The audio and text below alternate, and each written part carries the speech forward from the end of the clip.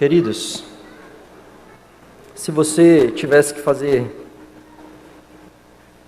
3 pedidos ao Senhor, se tivesse que fazer uma oração, quais pedidos você faria ao Senhor nessa noite? Lixe aí na sua mente 3 pedidos que você faria a Deus. O que você colocaria diante do trono da graça do Senhor, pedindo ao Senhor que pudesse atender ao seu pedido de oração? Muito do que nós oramos mostra da nossa maturidade espiritual, da nossa intimidade com Deus. O conteúdo das nossas orações vão mostrar, muitas vezes, como está a nossa vida com Deus. E leremos nessa noite um texto que descortina para nós uma oração do apóstolo Paulo. Quero te convidar a abrir sua Bíblia comigo, no livro de Efésios, capítulo 3, leremos dos versos 14 ao 21. Epístola de Paulo aos Efésios, capítulo 3, versos 14 a 21.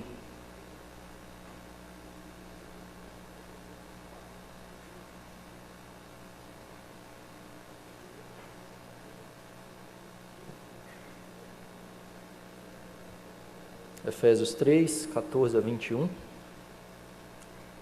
Diz assim a palavra do Senhor: Por esta causa me ponho de joelhos diante do Pai, de quem toma o nome toda a família, tanto no céu como sobre a terra, para que, segundo a riqueza da sua glória, vos conceda que sejais fortalecidos com poder, mediante o seu Espírito no homem interior, e assim habite Cristo no vosso coração, pela fé, estando vós arraigados e alicerçados em amor, a fim de poderdes compreender com todos os santos qual é a largura e o comprimento e a altura e a profundidade, e conhecer o amor de Cristo que excede todo o entendimento, para que sejais tomados de toda a plenitude de Deus. Ora, àquele que é poderoso para fazer infinitamente mais do que tudo quanto pedimos ou pensamos, conforme o seu poder que opera em nós, a ele seja a glória na igreja e em Cristo Jesus, por todas as gerações, para todo o sempre. Amém. Conta-se a história de um homem, passando por momentos difíceis. Ele sai da sua casa, de terno e gravata, desempregado há muito tempo, em busca de emprego. Passando próximo dali, ele vê um grande movimento de pessoas, e ele se aproxima para ver o que estava acontecendo. E ele pergunta ali, e ele percebe que havia tido um desmoronamento de terra, que havia caído sobre uma pessoa. A pessoa estava debaixo de escombros, e ali todo o corpo de bombeiros, polícia, tentando resgatar aquele homem, e uma série de pessoas assistindo, filmando, querendo ver o que aconteceria. Aquele homem então ele passa a ver aquilo, acompanhar, assistir, até que alguém diz a ele algo: o homem que está ali embaixo é o seu irmão. Aquele homem, naquele mesmo instante, deixa de ser um mero espectador e passa a ser a pessoa que trabalhava com mais afinco para a salvação do seu irmão. Ele deixa de ser um mero espectador, preocupado consigo mesmo em acompanhar a distância, e passa a trabalhar na salvação do seu irmão. Quando olhamos para esse texto de Efésios, Paulo ora pela igreja. Paulo está preso. Ele não está num momento que ele está tranquilo. Paulo está em uma prisão, e o conteúdo da oração de Paulo não é pedindo a Deus que o liberte da prisão. O conteúdo da oração de Paulo não é pedindo a Deus que traga a ele segurança, tranquilidade. O conteúdo da oração de Paulo é para que Deus abençoe a igreja. De modo que nessa noite, o tema da mensagem que nós ouviremos é uma igreja unida pelo poder e pelo amor de Deus. Uma igreja unida pelo poder e pelo amor de Deus. Paulo então ele descortina para nós essa oração no capítulo 3 do livro de Efésios, e no verso 14 nós temos o porquê Paulo ora. Ao longo desses versículos nós temos por que Paulo ora, o que Paulo ora e para que Paulo ora. Então, a primeira coisa que ele diz no verso 14 é o porquê ele ora. Ele diz, por esta causa, verso 14, primeira parte aí, por esta causa eu me coloco de joelhos, por esta causa eu oro, eu me coloco diante de Deus o Pai. Que causa é essa? Se nós voltarmos um pouquinho no livro de Efésios, no capítulo 2, dos versos 17 a 22, Paulo mostra a causa do porquê ele está orando. Ele diz aí, e vindo, evangelizou paz a vós outros que estáveis longe, e paz também aos que estavam perto, porque por ele ambos temos acesso ao Pai em um Espírito. Assim já não sois estrangeiros e peregrinos, mas concidadãos dos santos, e sois da família de Deus, edificados sobre o fundamento dos apóstolos e profetas, sendo ele mesmo, Cristo Jesus, a pedra angular, no qual todo edifício bem ajustado cresce para santuário dedicado ao Senhor, no qual também vós juntamente estáis sendo edificados para a habitação de Deus no Espírito. Por esta causa, a salvação de gentios e judeus, a unidade da igreja que está sendo edificada sobre o ensino apostólico e sobre a pedra angular que é Cristo Jesus. Por esta causa, verso 1, capítulo 3, eu, Paulo, e sou prisioneiro, e por esta causa eu me ponho de joelhos. Capítulo 3, por esta causa, então, pela salvação de gentios e judeus, pela união da igreja, eu estou preso, e pela união da igreja e salvação de pessoas de todas as tribos, povos, raças, eu me coloco de joelhos perante o Pai. Esse é o porquê Paulo ora. E o que Paulo ora então? Eu me ponho de joelhos diante do Pai, né? Nós temos aqui o como ele ora. Em primeiro lugar, ele se põe de joelhos. A questão de se colocar de joelhos é algo muito interessante, importante, principalmente para o judeu. O judeu, ele não ora e não adora simplesmente com a sua voz, com o corpo também. Então, o se colocar de joelhos perante o Senhor é uma posição de humilhação. Diferentemente hoje, de muitas pessoas que querem orar a Deus decretando, né? Eu não aceito. Eu rejeito isso, eu decreto.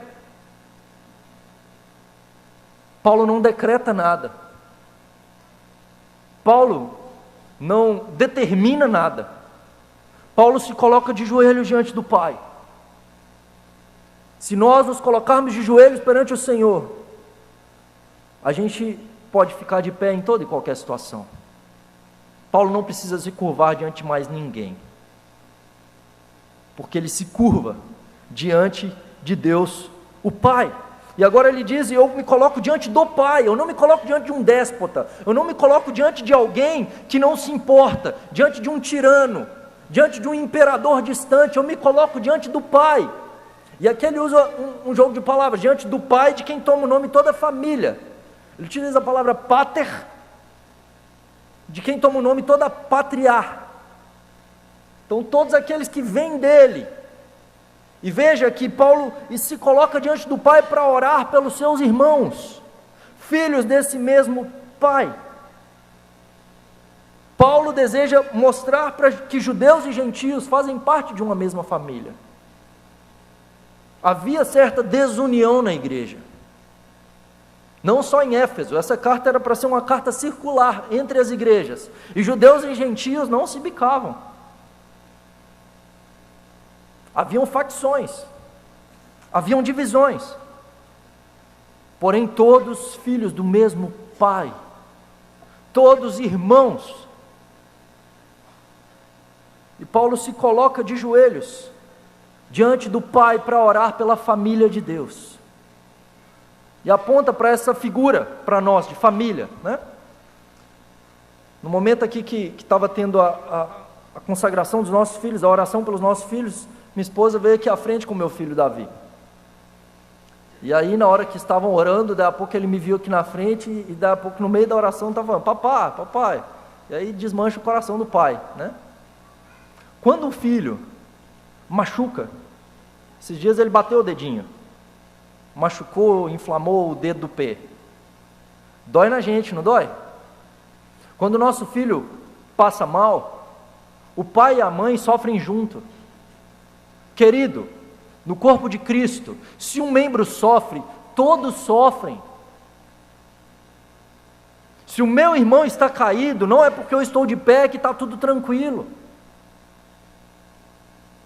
Se aquele que é arrimo de família perde o emprego, toda a família sofre. Quando sofremos, todo o corpo sofre. Não adianta, não queira estar isolado achando que se você não se envolver, você não vai ser afetado. Será, querido? Somos membros de uma mesma família, sendo edificados juntos. E é sobre isso que Paulo ora. É por isso que Paulo ora. E aqui então, dos versos 16 em diante, nós temos o conteúdo da oração de Paulo. Ele diz: para que segundo a riqueza de sua glória, vos conceda que sejais fortalecidos com poder, mediante o seu Espírito no homem interior, e assim habite Cristo no vosso coração pela fé. O primeiro pedido de Paulo então, Paulo ora para que a igreja seja uma igreja poderosa, uma igreja fortalecida com o poder de Deus, mediante o seu Espírito, e que Cristo habite no seu coração pela fé. Primeiro pedido de Paulo a Deus é que Deus fortaleça a igreja, é que Deus dê poder à igreja. Diferentemente de hoje em dia, que as pessoas buscam poder e acham que poder é curas, né? Então a igreja que tem muitas curas, então é a igreja poderosa. Não é disso que Paulo está falando. Não, o fulano de tal tem uma oração que é uma oração poderosa. Há pessoas que acham que uma pregação poderosa é uma pregação que tem muito gritada. Se falar mais baixo, não é poderoso. O que Paulo está pedindo aqui? Para que a igreja seja uma igreja poderosa. E que poder é esse? Fortalecidos com poder. Como que a igreja então é fortalecida com poder? Como que a primeira igreja presbiteriana de Vitória será fortalecida com esse poder de Deus? Mediante o Espírito Santo no homem interior, Cristo em nós, o Espírito Santo da promessa, o Espírito de Cristo em nós, e assim habite Cristo no vosso coração pela fé. Sabe quando seremos uma igreja poderosa, fortalecida com o poder de Deus? Quanto mais do Espírito estiver em nós, quanto mais de Cristo estiver em nós. E Paulo ora aqui trinitariamente, ele ora ao Pai, que conceda poder por meio do Espírito Santo e por meio de Cristo. O poder não vem de nós, não vem do que fazemos, não vem dos nossos méritos, vem do próprio Deus. Quanto mais de Deus houver em nós, mais do seu poder operando por meio de nós, em nós e por meio de nós. Aqui Paulo coloca que devemos ter o Espírito em nosso homem interior. Então que o Espírito deve habitar em nós. Não sei quantos aqui já viram o filme Homem-Aranha? Eu gosto bastante. No filme Homem-Aranha, o Peter Parker, ele sofre uma picada de uma aranha radioativa. E a partir de então, ele tendo essa radioatividade no seu corpo, ele se transforma. E ele passa a ter superpoderes. Ele passa a poder fazer coisas que os homens comuns não podem. O cristão, diferentemente do Peter Parker, quando é regenerado, ele não tem radioatividade dentro de si. Ele passa a ter o Espírito Santo habitando dentro dele, que lhe dá poderes.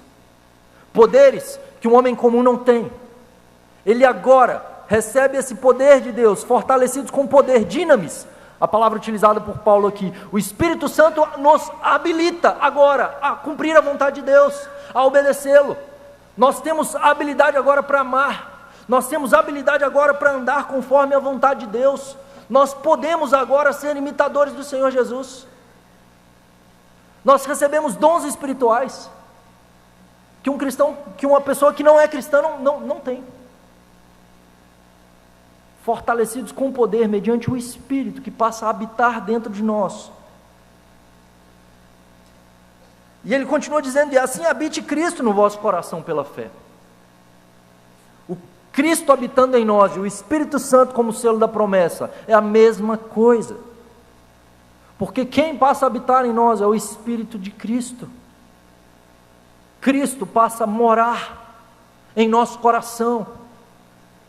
Há duas palavras no grego, idioma que foi escrito, o livro de Efésios e todo o Novo Testamento, que apontam para a questão de morada. Existe o verbo paroikel, que significa uma habitação como estrangeiro. Então, é uma morada passageira. E existe o verbo katoikel, que é morada permanente. É a morada de quem é o dono da casa. Paulo utiliza o verbo katoikel, não paroikel. Cristo não habita em nós de forma passageira, tampouco como estrangeiro ou como visitante em nosso coração. Cristo passa a habitar em nós como morador permanente do nosso coração e dono. O nosso coração é dele. Cristo então passa a habitar em nós pela fé, a instrumentalidade pela qual recebemos a Cristo em nosso coração. É pela fé que Deus nos concede. A pergunta que nós temos que fazer é: quanto de Cristo há em nós? Quanto do Espírito Santo há em nós? Sendo cristãos, temos o Espírito Santo em nós. Mas Paulo, na primeira carta aos Tessalonicenses, ele diz: não apagueis o Espírito. Ao mesmo tempo que em Efésios ele vai dizer: enchei-vos do Espírito. A questão é o quanto da influência do Espírito Santo há em nós, o quanto de Cristo há em nós. Há muito da minha vontade ou da vontade de Deus? Quais são as inclinações do meu e do seu coração, querido? O que ocupa o nosso pensamento? O que ocupa a nossa agenda? Quais são as nossas aspirações? Muito dos nossos desejos mostram para o quanto de Cristo há em nós, para o quanto do Espírito Santo há em nós. Quanto mais de Cristo em nós, mais o poder de Deus opera em nós e através de nós. Por onde formos, por onde passarmos. Veja que Deus não quer de nós uma mera religião fria. Livro de Deuteronômio, o significado dessa palavra é segunda lei, ou repetição da lei. O último livro escrito por Moisés, no Pentateuco, na lei. Nós temos ali Deus revelando a nós que a religião que Ele deseja é uma religião do coração. O resumo da lei se trata de amar o Senhor acima de todas as coisas, com todo o seu coração, com toda a sua alma, com todo o seu entendimento. Quando Deus pede Isaque de Abraão, Ele diz: Abraão, sacrifique seu filho, aquele a quem amas, seu único filho, vá lá para o Monte Moriá, 3 dias de distância, e o sacrifique. Deus não queria o menino, Deus queria o coração de Abraão. Deus não queria um sacrifício. Deus não queria a oferta em si, Deus queria o coração. O que Deus quer de nós, querido, é o nosso coração. E devemos nos perguntar: meu coração tem se esvaziado de mim, enchido do Senhor? O anelo do meu coração é pela palavra de Deus, para obedecê-la, para cumpri-la, para andar conforme a vontade do Senhor? Em seguida, Paulo continua dizendo: estando vós arraigados e alicerçados em amor. Essa igreja poderosa, Paulo ora para que a igreja seja uma igreja poderosa, e agora ele ora para que ela seja uma igreja amorosa. Uma igreja cheia do poder de Deus, e consequentemente então cheia do Espírito Santo, e cheia de Cristo, e cheia de amor, estando vós arraigados e alicerçados em amor. Tudo que nós temos a oferecer é aquilo que está cheio o nosso coração. Uma vez que Cristo habita em meu coração, eu estarei arraigado e alicerçado em amor.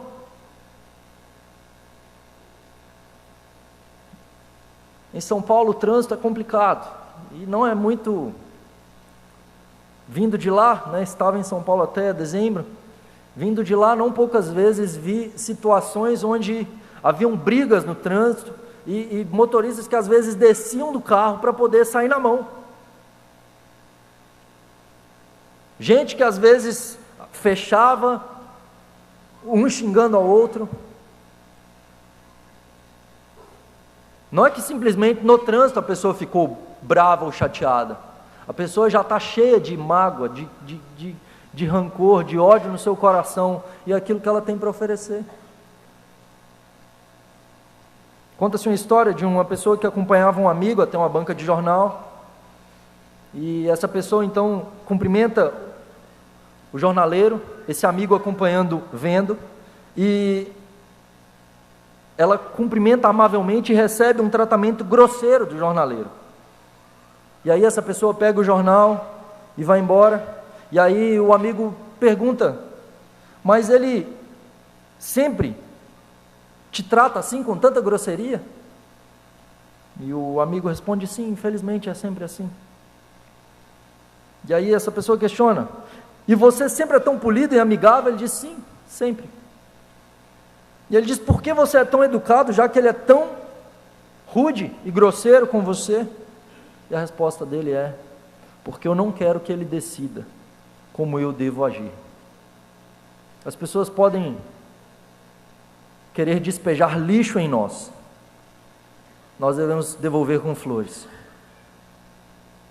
A resposta que nós devemos ter em todas as nossas atitudes e ações deve ser com amor. Se não tiver amor, de nada vale.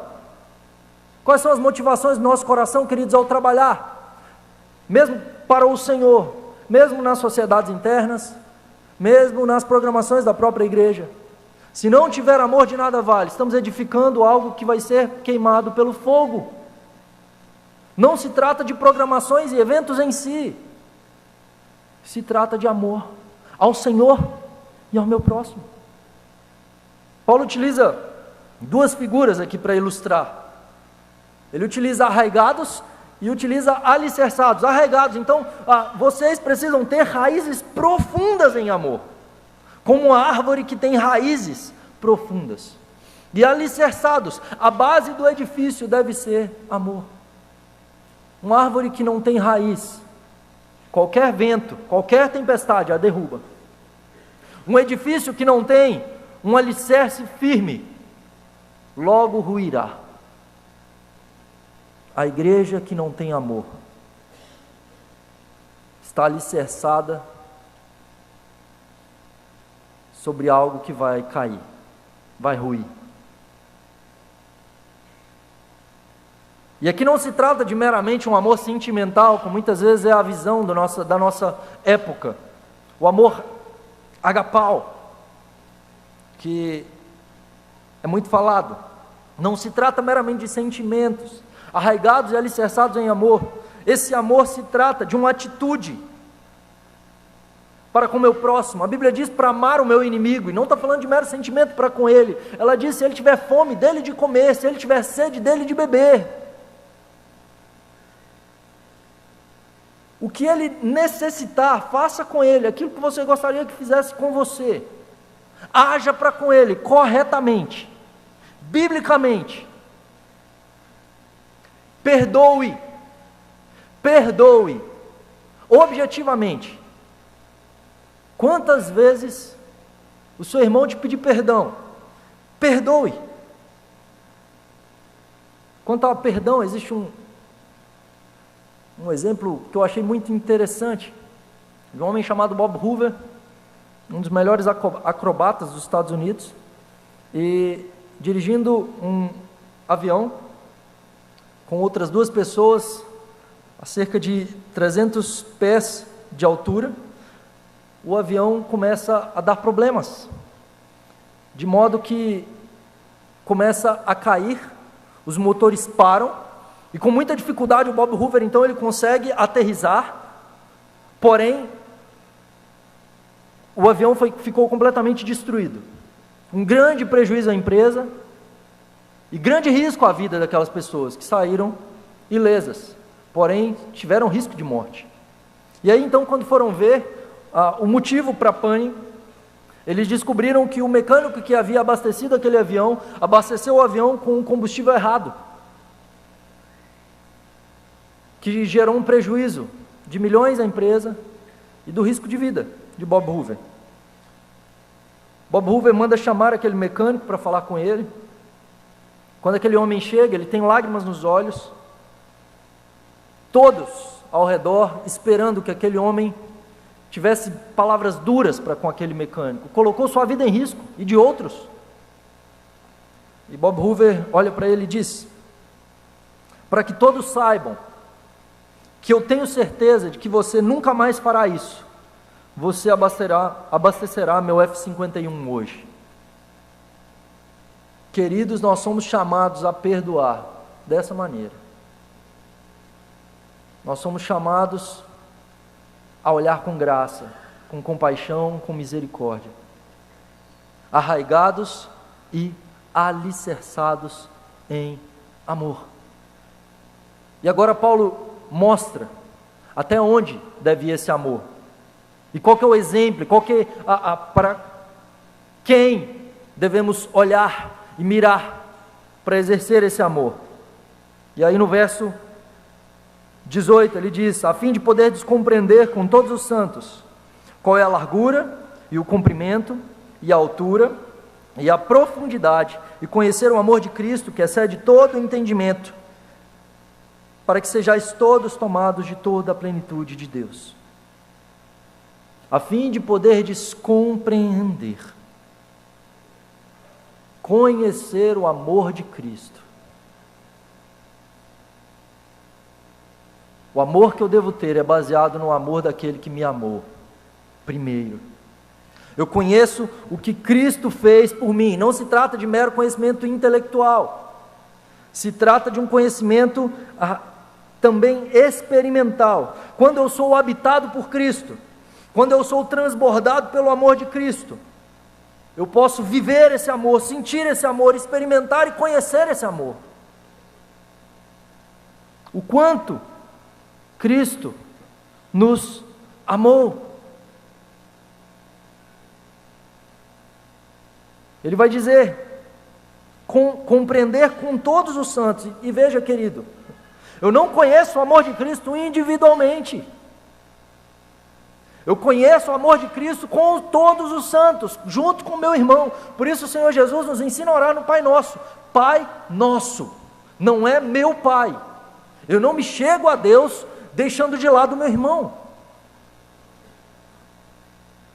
Eu sou chamado a congregar, a lavar os pés do meu irmão, a enxergar a necessidade do meu irmão, a conhecer a Cristo, mas não individualmente em um conhecimento secreto, como muitas vezes os gnósticos faziam.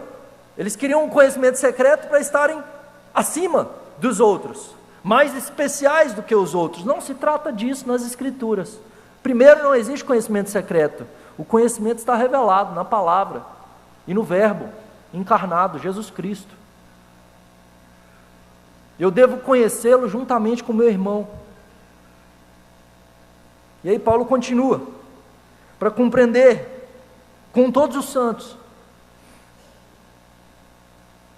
a largura, o comprimento, a altura e a profundidade. Ele vai dizer, a largura alcança toda a humanidade, alcança pessoas de todas as tribos, povos, de todas as línguas, de todas as nações. O amor de Cristo alcança todas as raças, todos os países, gente de todo tipo. Ele diz o cumprimento. Esse amor de Cristo é por toda a eternidade. Cristo nos ama, querido, para todo sempre.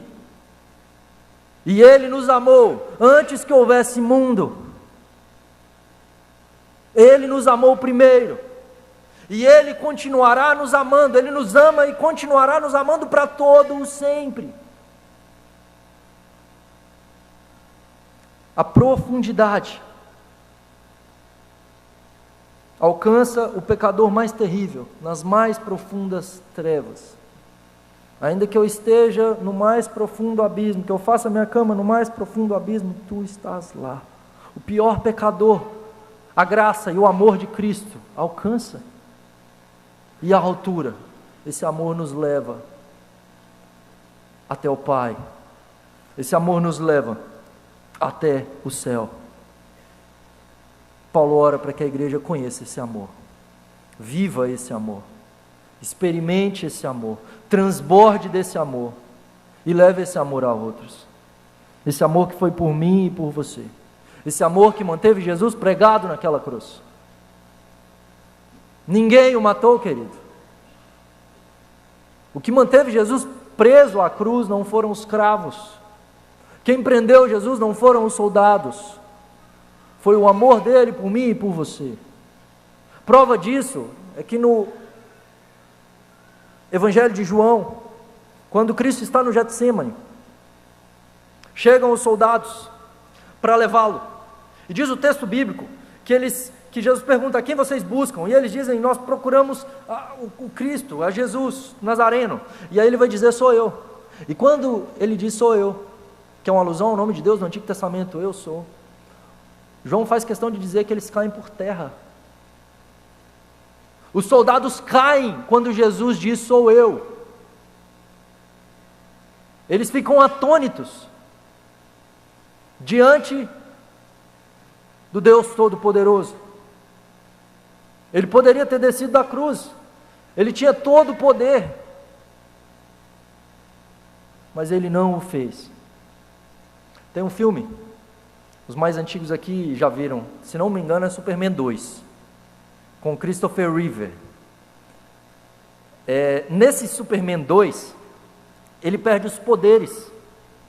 E eu era pequeno, assistia junto com meu pai, e o Superman vai num bar e ele apanha, e ele sangra. E eu fiquei indignado quando eu vi isso. Falei: não é possível. E aí, vou contar o final do filme, você não viu, não tem no Netflix. Ele volta lá e dá uma lição no cara. Quando olhamos para a pessoa de Cristo, é muito mais do que isso, querido, porque ele não perdeu seus poderes, ele não abriu mão dos seus atributos, ele abriu mão da sua posição de autoridade, da sua glória, mas ele ainda tinha todo o poder, toda a autoridade. Jesus morre quando ele quer. Vendo Jesus então que tudo havia se cumprido, ele entrega o seu espírito ao Pai e morre. Ele diz: ninguém tira a minha vida, eu espontaneamente a dou. Querido, se você tivesse todo o poder, o que você faria se cobrissem seu rosto, batessem na sua cara e dissessem: profetiza quem é que te bateu? Cuspissem, te humilhassem, te açoitassem, tirassem as suas roupas, expondo a vergonha, o pregassem em uma cruz. Cristo se fez carne, habitou entre nós e levou sobre si o meu e o seu pecado naquela cruz por amor. Amor esse que nós somos chamados a estarmos arraigados e alicerçados nele, unidos nesse amor. O amor de Cristo é que nos une, porque é pela graça dele que nós somos salvos.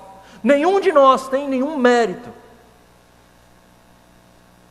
nenhum de nós tem algo a oferecer a Deus. Tudo vem dele, porque ele nos amou.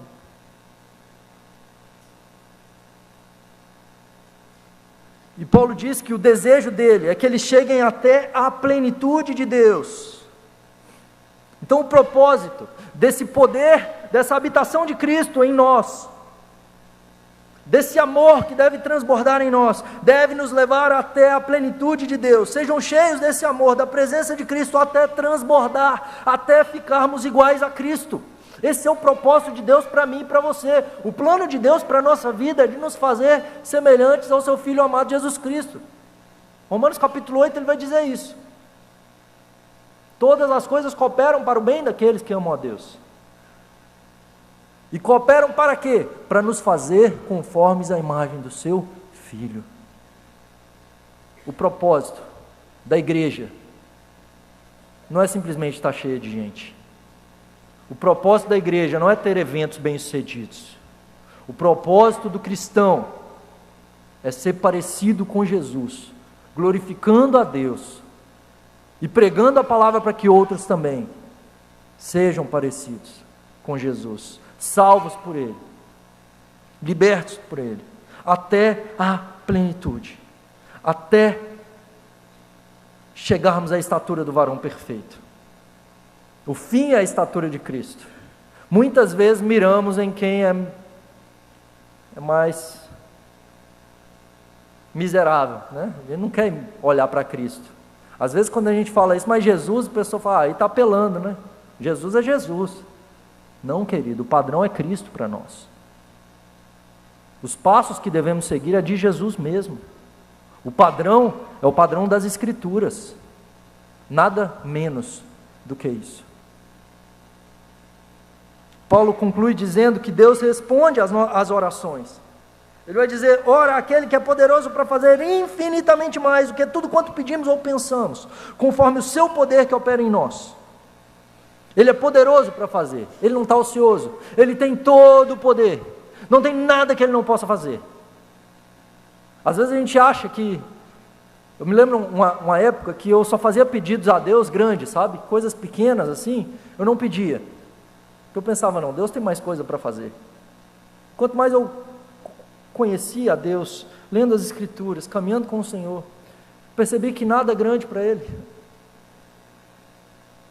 Eu me lembro eu conheci lá em São Paulo, não sei quantos lembram disso, já tem um tempo, daqueles meninos do Para Nossa Alegria, o Jefferson e a Suelen, que cantou lá, né, Para Nossa Alegria, ficaram famosos há um tempo atrás, e aí eu os conheci, fomos lá na casa deles, e eles, de família muito pobre, e aí quando, certa feita conversando com o Jefferson, ele dando, né, falando com a gente, ele falou de um dia que ele estava em casa, e estava lavando louça, e ele começou a orar a Deus, porque ele queria comer pão fresco, e aí ele orando e falando, Senhor, eu queria comer pão fresco, eu sei que minha mãe vai chegar do trabalho, ela não vai ter R$2 para me dar, para comprar um pão fresco, mas Senhor, dê condição a ela, para ela ter R$2, para quando ela chegar aqui, ela me dá os R$2, eu vou comprar pão fresco, vou subir aqui glorificando o nome do Senhor. E ele dizia, enquanto lavava a louça, ele terminou de lavar a louça, assim que ele terminou de lavar a louça, o vô dele entrou em casa, e aí ele diz, e meu vô entrou trazendo pão fresco, e mais, ele trouxe queijo também, e Deus atendeu a oração de um menino, dando-lhe não só pão, como queijo. Nada é pequeno demais para o Senhor, e nada é grande demais para o Senhor. Tem um texto das Escrituras que me chama muita atenção, porque quando Israel está perante a Síria, em uma guerra grandiosa, Deus se importa com o machado de um discípulo de profetas, e faz flutuar um machado. Deus está preocupado com a guerra, e Deus está preocupado com o menor que seja. Não há nada grande demais e nem pequeno demais para o Senhor. Ele é poderoso para fazer infinitamente mais. E Ele vai dizer, Ele é poderoso para fazer o que pedimos. Deus escuta a nossa oração, Deus ouve aquilo que nós pedimos, aquilo que pensamos, mesmo aquilo que a gente não tem coragem de pedir, porque a gente tem vergonha. Deus conhece o nosso pensamento, ainda a palavra não nos chegou à boca e Ele já a conhece toda. Ele é poderoso para fazer mais, nem aquilo que eu sequer pensei ou pedi. Deus pode, aquilo que é o melhor, aquilo que Ele sabe. O Espírito Santo intercede por nós com gemidos inexprimíveis. vai além da nossa expectativa, é mais abundante, infinitamente mais. Não há limites para o que Deus pode fazer. Só há um limite aqui para essa capacidade, conforme o que Paulo diz: conforme o seu poder que opera em nós. O quanto do poder de Deus há em mim é o quanto eu vou experimentar desse amor, desse poder. Se eu for a Deus com um copo, Deus vai encher meu copo. Se eu for a Deus com uma bacia, Deus vai encher minha bacia. Se eu for a Deus com a caixa d'água, Ele vai encher minha caixa d'água. Com a piscina, Ele vai encher a piscina. Ou um oceano. O quanto de Deus nosso coração tem ansiado, querido. O quanto da presença do Espírito Santo a nossa alma tem buscado. O quanto queremos do Senhor. E uma vez que vem dEle, o fim é para Ele. A Ele seja a glória na igreja em Cristo Jesus. A glória a Deus é dada na igreja por meio de Cristo. O propósito da igreja é a glória de Deus, glorificar a Deus. As pessoas verão a igreja e verão a glória de Deus e glorificarão ao Pai. E como que elas vão glorificar? E como que elas verão a glória de Deus na igreja? Por meio de Cristo. Quanto de Cristo há em nós? Ele é o agente da glorificação ao Pai. A igreja glorifica ao Pai por meio de Cristo. Ele é o mediador. Por meio dele, nós podemos ir ao Pai.